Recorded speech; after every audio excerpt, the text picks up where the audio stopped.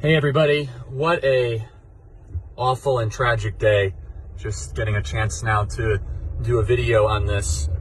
Was doing radio this morning, I guess earlier in the day, and got the news alert that Rush passed away, and I just, everyone is now taking a moment for good reason to remember a true American hero.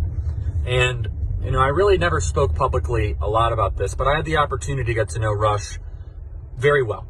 And Rush was someone that supported Turning Point in a variety of different ways. He was someone that I had the opportunity to have many different meetings with and get advice and counsel from. He was always so kind and courteous, gracious and humble. I remember the first time I met Rush, he was golfing at a certain country club in Palm Beach and was so incredibly magnanimous, wanted to meet me, asked questions about Turning Point. I remember we had breakfast together. He only ate bacon for breakfast. And I always remember that. He said that the grease made him smarter. So maybe that's a lesson for all of us.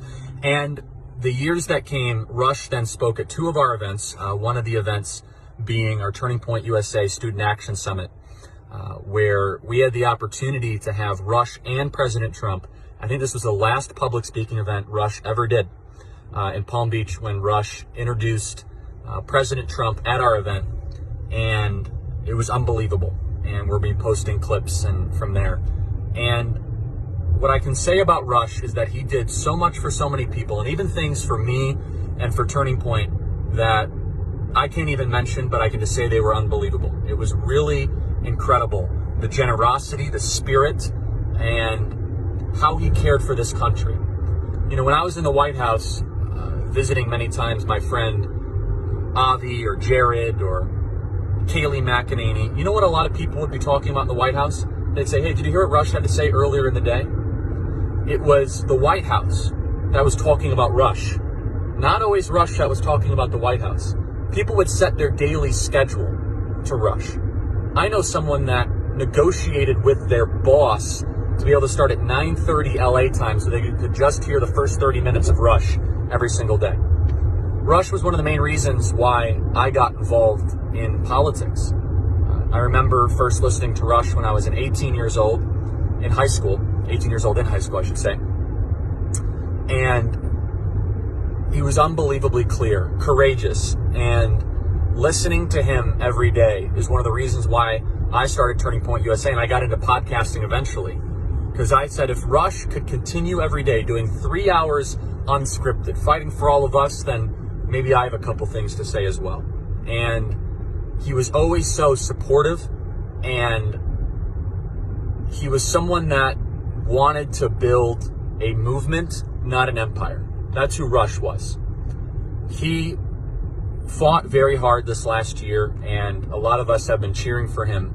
And if you listen to his last broadcast, I encourage all of you to do that. He talked about, he finally understood what love really means. And he understood that every day you must live with gratitude to be full of joy. What a great message for all of us. He, more than any other person in the last 30 years, kept America free. You want to know why Republicans didn't pass amnesty in 2014? Rush Limbaugh. You want to know why cap and trade was killed? Rush Limbaugh. You want to know why Donald Trump won largely in 2015 and 16, amongst other reasons? One of the big reasons, Rush Limbaugh. Reaching 15 to 20 million people every single day. A daily drumbeat, a firewall against tyranny. You knew no matter what was happening in the world, no matter how upset you were, you could turn on the doctor of democracy, and he was going to make sense of it for you. And the one thing about Rush is you always felt like you were playing offense. You might feel that we're losing ground. You turn Rush on, he's going to slow everything down, he's going to pick it apart, and then we're going to push back. One of the few guys that was committed to making sure the conservative movement grew, that it wasn't always in constant retreat, that it wasn't always going to be the eroding terrain of the political situation in our country. So it's a very sad day, and it's one that a lot of us feared, and we were pulling for him and praying for him. But the final thing I'll say is this, and I say it as a friend of Rush.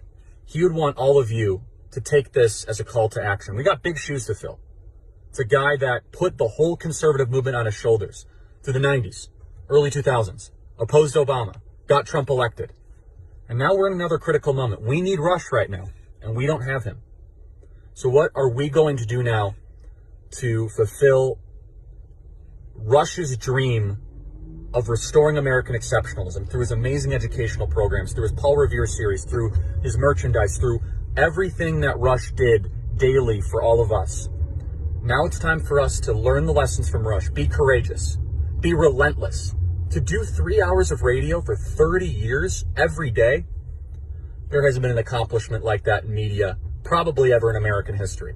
Be consistently conservative. Never waver to the left. You know how many times it would have been easy for Rush to hedge, to pander to liberals, because it would have resulted in more advertisers or less cancellations? He never did that because he loved his country, and that's an example for all of us.